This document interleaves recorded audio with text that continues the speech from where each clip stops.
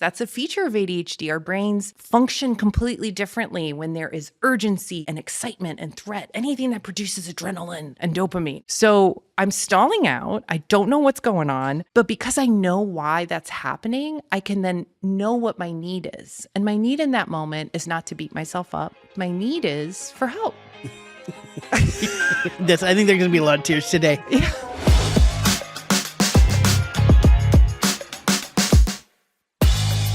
Welcome to Badass Softy, a podcast for leaders who are unapologetically ambitious and want to lead with heart because you're allowed to chase big goals without losing what makes you human.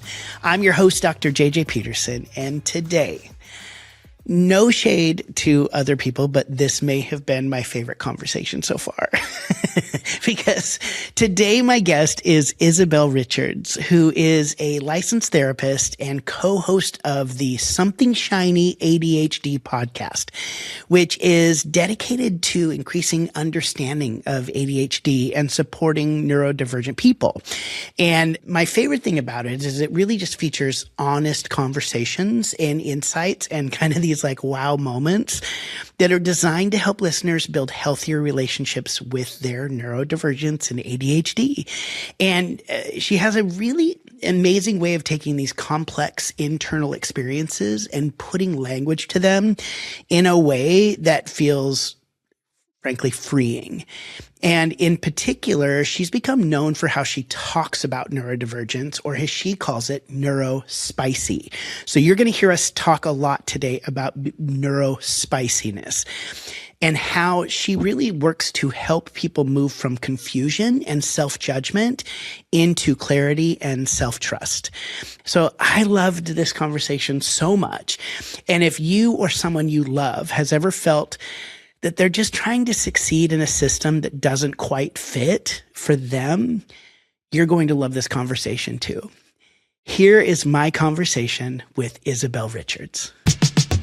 Isabel, I am so excited you're here for so many reasons. A, I adore you and love talking with you. But B, you have shared with me different things about living with and being neurospicy that have changed my life, changed my life in so many ways and helped me be a better parent, be a better partner, be kinder to myself.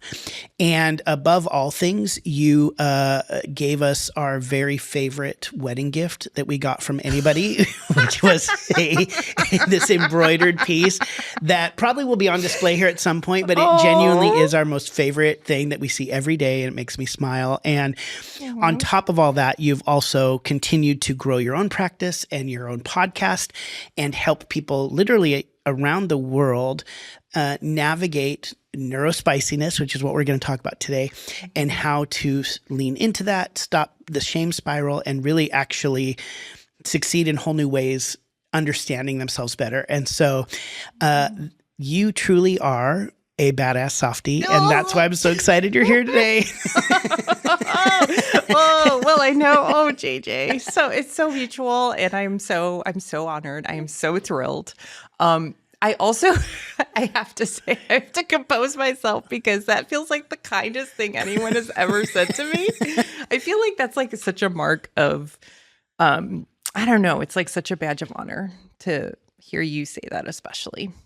So I'm so grateful. And also, side note, I'm grateful that, because let's be frank, this embroidery took about 1.5 years to get to you. So I don't know if it counted as a wedding present anymore. It still did. Okay. It still did. But it definitely, it was amazing. Speaking of Neurospice, it lived in a gift bag near our entryway so that clearly I would notice it on my way out the door to the car. And yeah, it took about 1.5 years to get to you. Oh, so. well, it worth every day. Appreciate your patience. Every day. Appreciate your patience very much.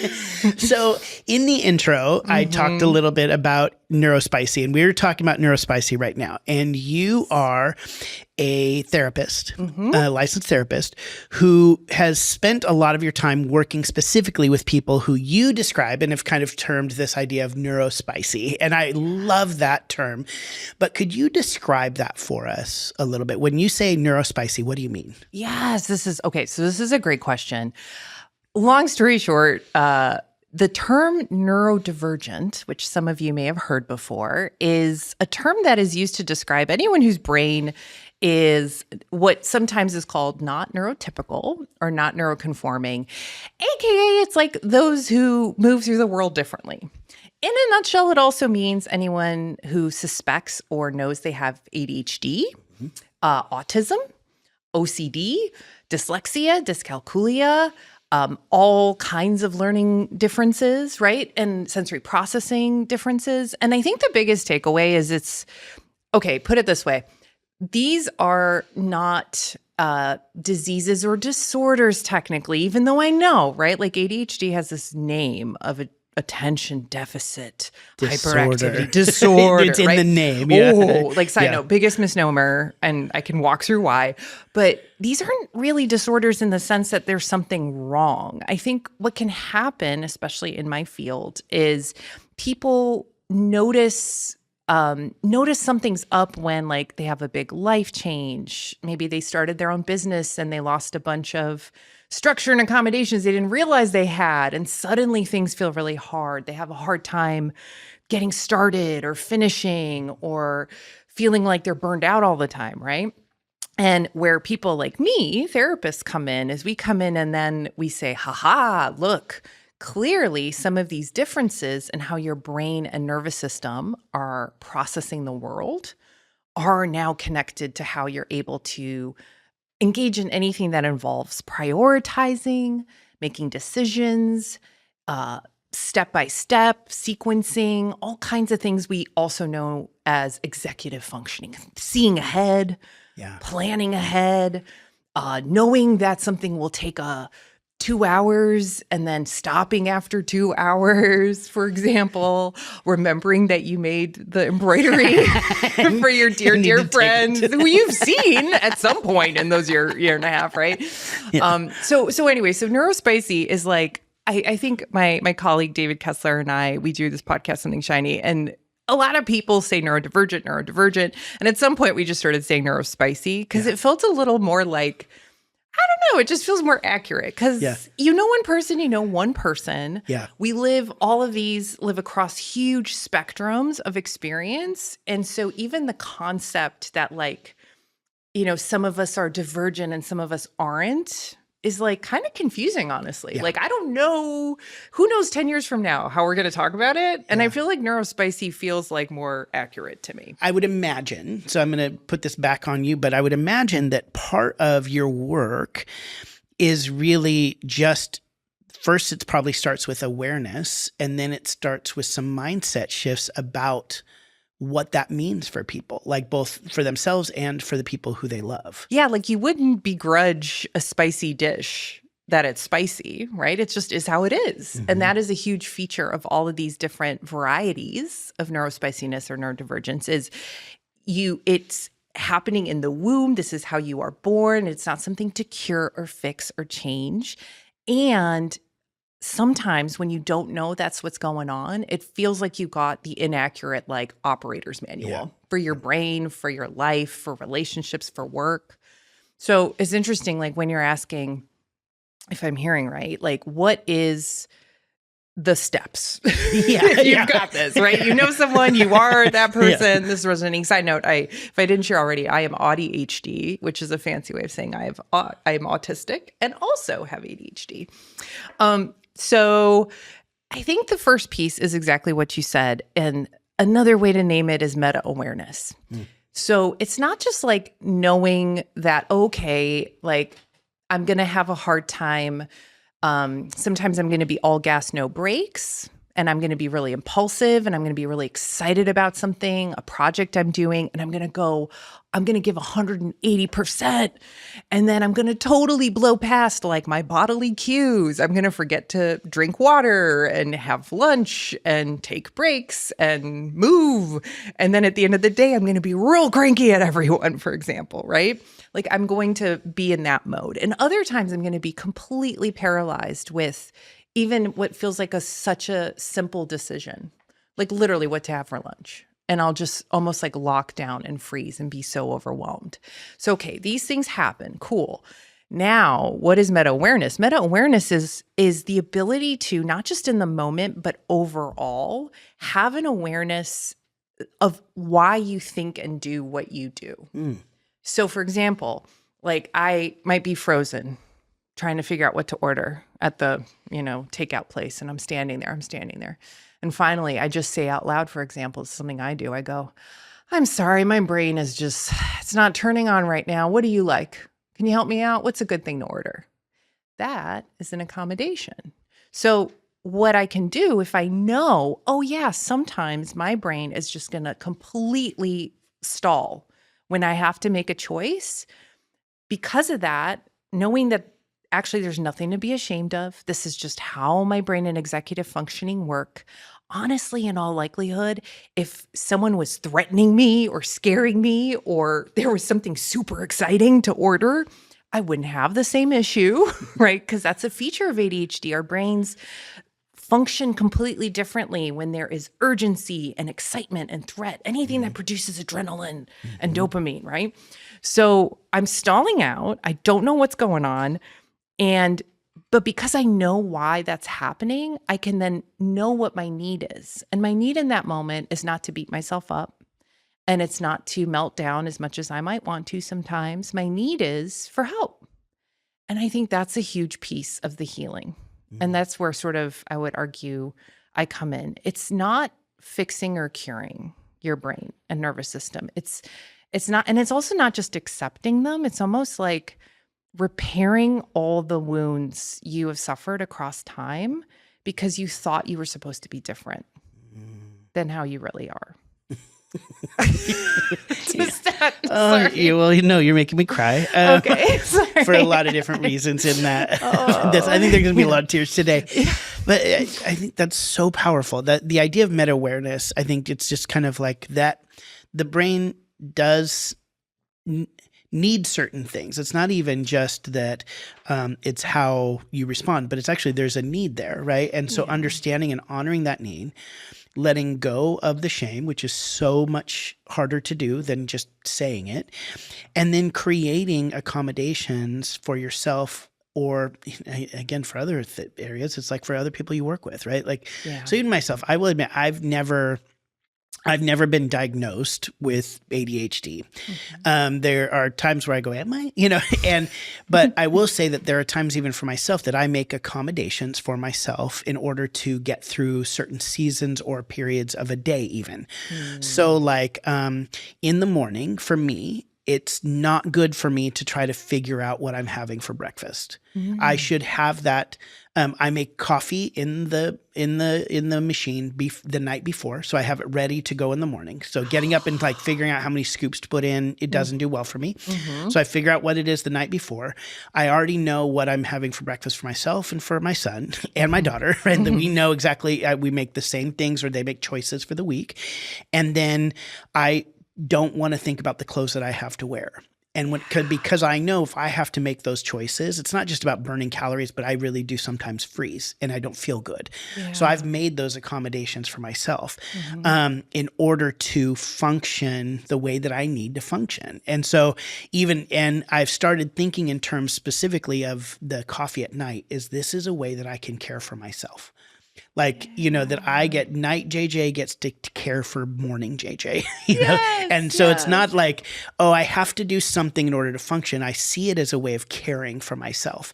That's what an accommodation is in that context for me. Is I think that I hear you and I say in that moment when you're pausing to say something, to order something, that moment of you saying, I need some help is you caring for yourself. And I think that's what kind of, in some ways, accommodations are, and caring for others, caring for yourself, and all of that. And so if I'm talking a lot here because I get excited about when you're saying these things. I love it. But you mentioned this idea of that a lot about is healing the wounds of who you thought you were supposed to be.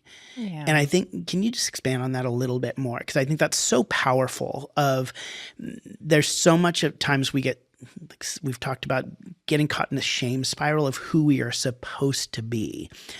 So I guess I actually kind of want to get a little practical. How do you then just stop doing that? because it's obviously much harder than just go. So don't feel shame. Just don't feel shame. Yeah, it's so much easier if you don't feel shame. You know what's really clutch is like, let's shame ourselves out of not shaming.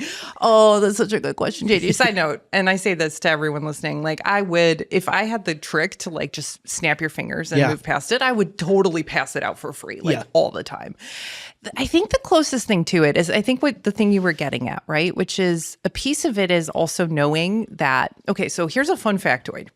Shame is in general a pretty highly uncomfortable emotion, right? Yeah. It makes you, your face flushes, your heart beats, you feel like you just want to sink into the earth and disappear, not necessarily in like a conscious sense, but in like this is too much. It's that overwhelming. Fascinatingly, shame or states like irritability or anger, power struggles, debating, also excitement, sex, drugs, rock and roll, anything that kind of does that. These are all stimuli in our environment. Think of it this way. Shame is a part of your environment. It's a part of what's happening to you physiologically in your body, right? So all of those states, including shame, produce adrenaline. And guess what? Adrenaline produces dopamine. And you know what a brain with ADHD is starving for, and a side note, there's a lot of research, but this is something everyone can agree on, is dopamine. So here's the weird part. Shame is, for lack of a better word, incredibly rewarding to a brain with ADHD, even though it makes us miserable and can completely deflate and destroy any sense of self-worth and self-esteem. So does that make sense? It's almost like our brains can actually be, in a way, really, put it this way, especially when you're struggling with something, especially when you feel like, oh my gosh, I can't get started. Oh, I can't focus. Or sometimes when you're under pressure, it feels like you always figure it out and pull it out at the last minute, and suddenly you can't, and you're panicking, and the shame hits. Well, guess what? Your body has just given you this sweet little gift, but it's not fun, where it's stressing you out, essentially, which is like, in essence, it's like self-medicating. You're literally giving yourself more dopamine, which might make it a little easier to then attend to or focus or finish or start. So what do we do to this? One, it's to acknowledge that, like, actually, and I mean this, I've worked with Neuro-Spicy people for over a decade now. We are like the best at shaming ourselves. I mean, the shame spirals we go on are not like light and, oh, I guess I'm just, having a bad day. No, these are like, I am the scum of the earth. I don't deserve to have this sandwich, right? Yep. Like really low. One thing to think about is, okay, cool. Now we know our brain, in a way, is doing that because it's trying to give us a stimulus. It's trying to help us, even though it's really not fun. Yeah. Given that, and this is going to be the little like mental martial art move, okay? You use the momentum of that and you switch it into specific gratitude. Okay, so what you do is you go, oh, I'm so grateful. I now know that shame is really reinforcing. And so now I choose to be grateful that I know that. It seems silly. It seems like it's not going to work. And the weird part is it will. Why? Specific gratitude, and I mean specific, in that moment, about the circumstance or the situation, that style of gratitude has been shown to actually be producing a whole flood of other neurotransmitters that then can, over time, replace the shame as a stimulant. I know that's weird. Is that? No. I've been doing a lot of study on joy recently, and specifically about gratitude and what that does to your neurosystem and what it does to your physical system, even like in reducing inflammation and all this other stuff. So it totally makes sense. And I was talking to somebody the other day, and it's like, it's so funny that we go, oh, well, if you think about happy things, you're going to start to be happier. And we're like, no, we won't. You know what I mean? We're like, and then you do it and you're like, oh, this works. And, and it's not just that simple. Like, again, I'm not saying that to be dismissive and just go, well, just be happy, or just have gratitude when you feel shame. Yeah, we know it's harder than that. But there are these things when you understand, this is that what do you call it? Meta awareness. Meta awareness. Yeah. When you have a meta awareness of what your body is doing and what your brain is doing, then you can actually lean into the systems versus fighting the systems. Because I think that's what you're talking about here is understanding, or at least that's what I'm getting. Yeah. Is this idea that when you understand how the brain works, when you understand how your brain works, instead of fighting it and feeling shame, you lean into it, but you lean into it in ways that actually are healthy or feel better for you and help you move forward and accomplish the task you want to accomplish. Because it's not that you don't want to order. I'm hungry. I do want to, yeah. You want to order. So if you want to accomplish that task, how do you lean into the things that allow you to accomplish that task?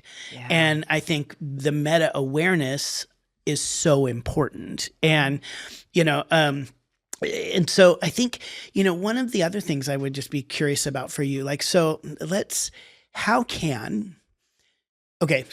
say I'm working with somebody who I see lean into some of these areas that they're struggling with some of this. I'm not a professional.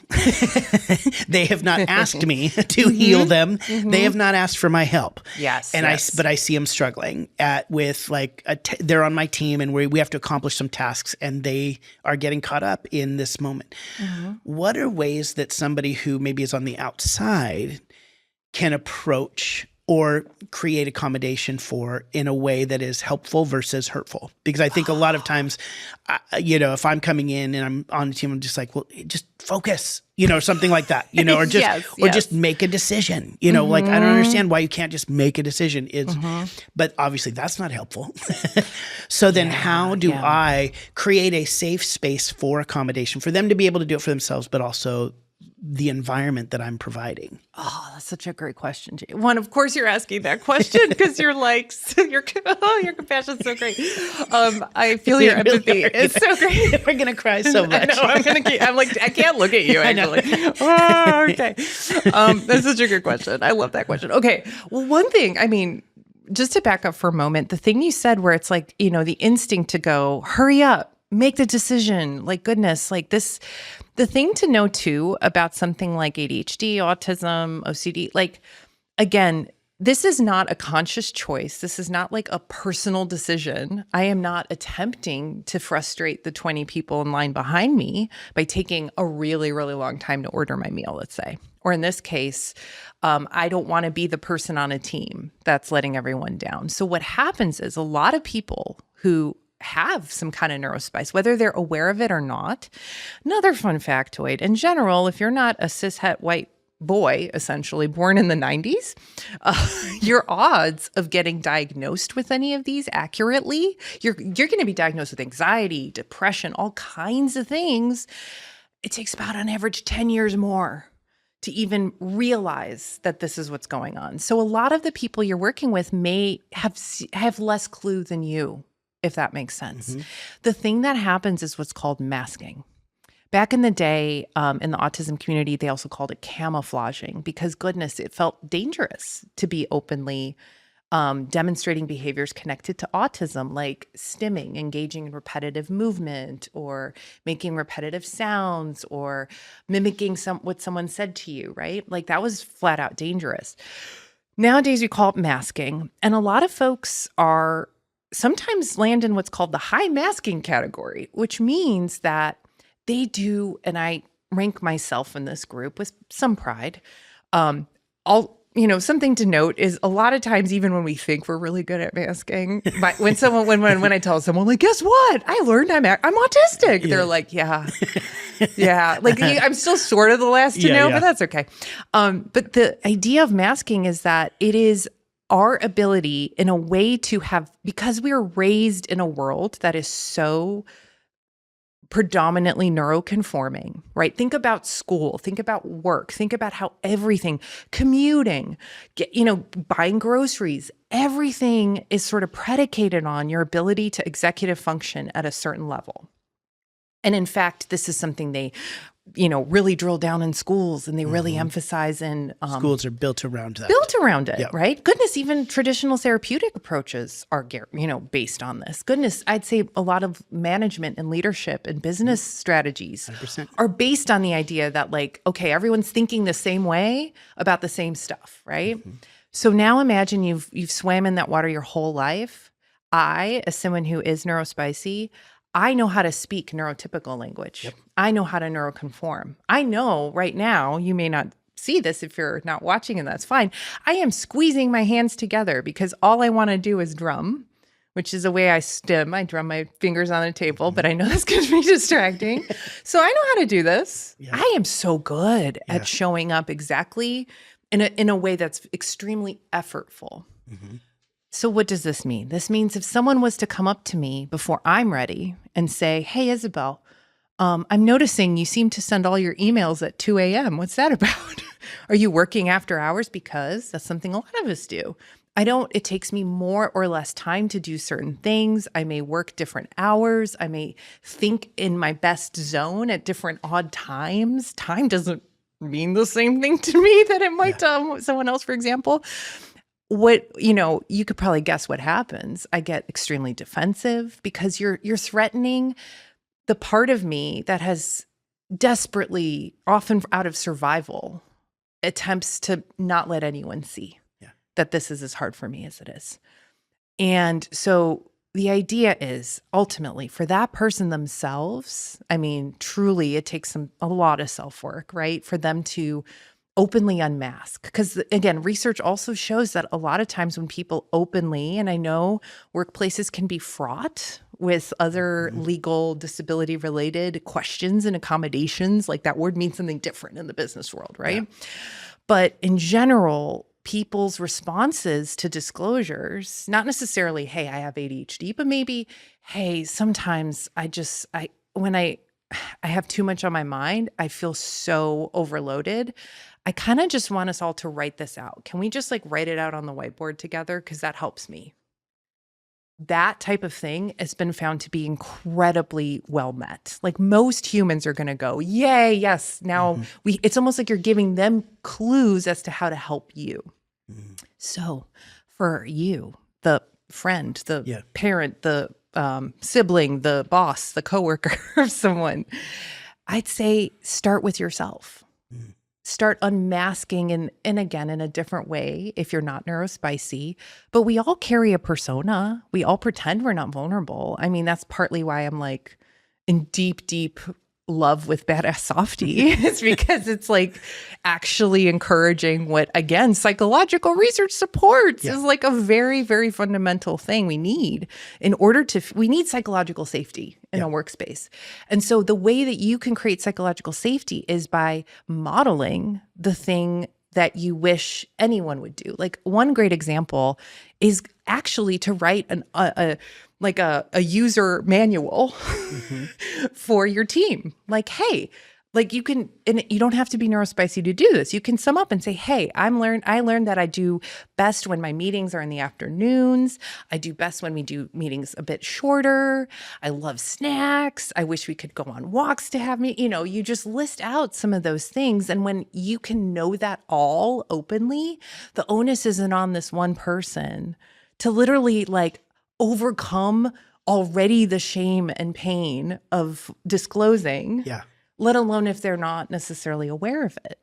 Does that, I talked so long. No, I loved it because I think, there was a million things I was thinking of through that. And I think even the modeling piece, I think is so huge for leaders to be able to create a safe space for people to succeed. This is, and that's the part about Badass Softy that it's I think when we are, here, let me back up one more.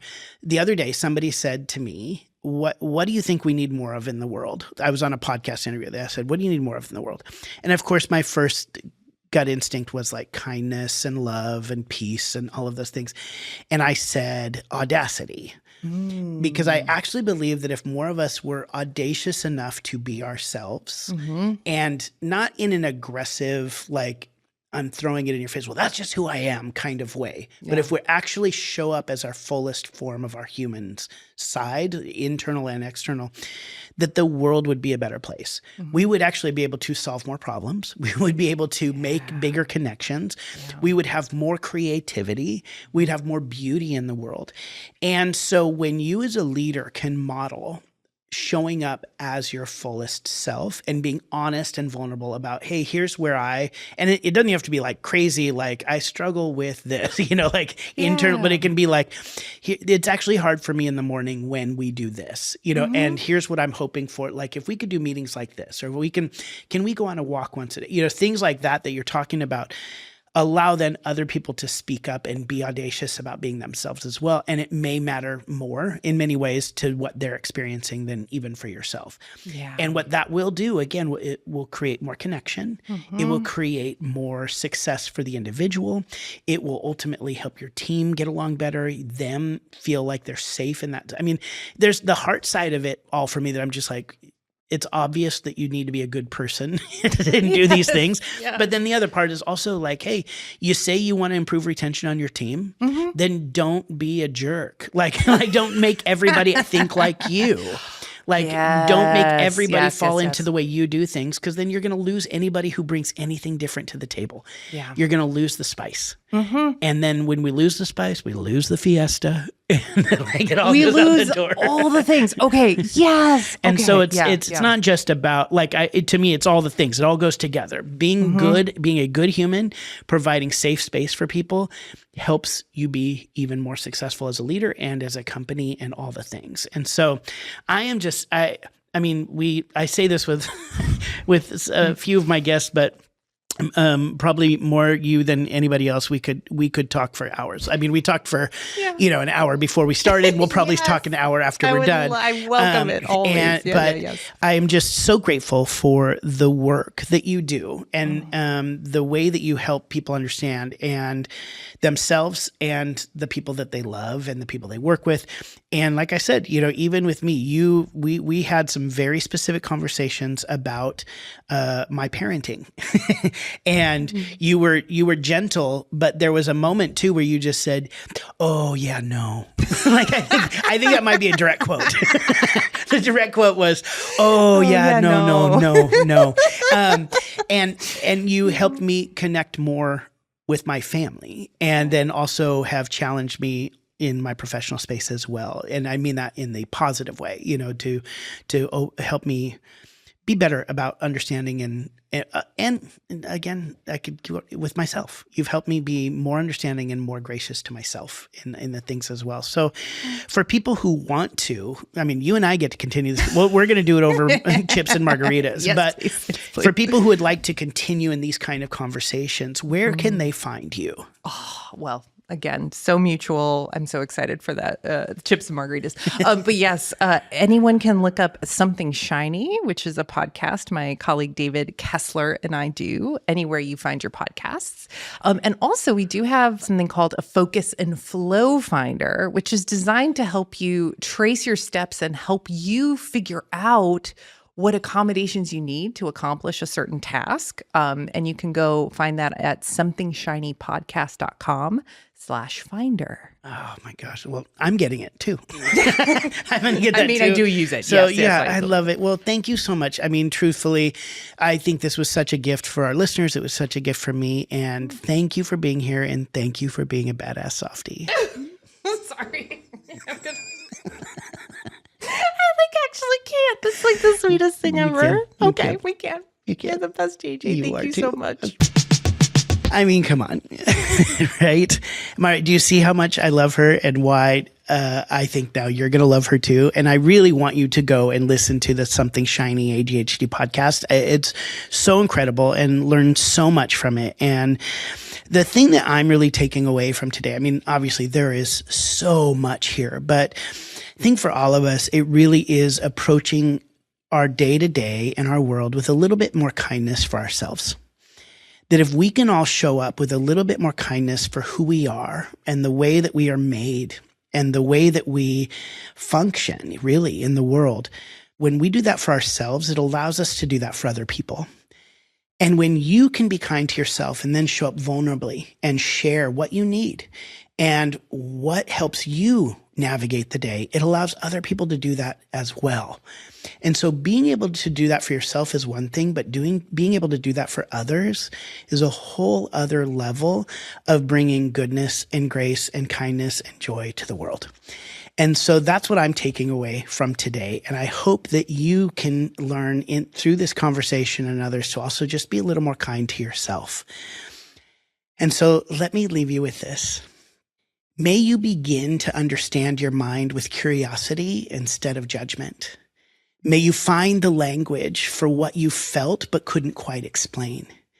May you give yourself the kind of care and accommodations you've always tried to offer to others, but never to yourself. And may you learn to work with how you are wired instead of fighting against it, and build a life where you can actually succeed as yourself. Because we believe you can be both ambitious and kind, fun and driven, powerful and deeply human. Your leadership can inspire, your success can have soul, and your ambition can make space for everyone. That's why you're a badass softie. We'll see you next week. Thanks for listening. Follow and subscribe so you don't miss an episode. BadassSoftie.com is crafted by Fruitful Design and Strategy.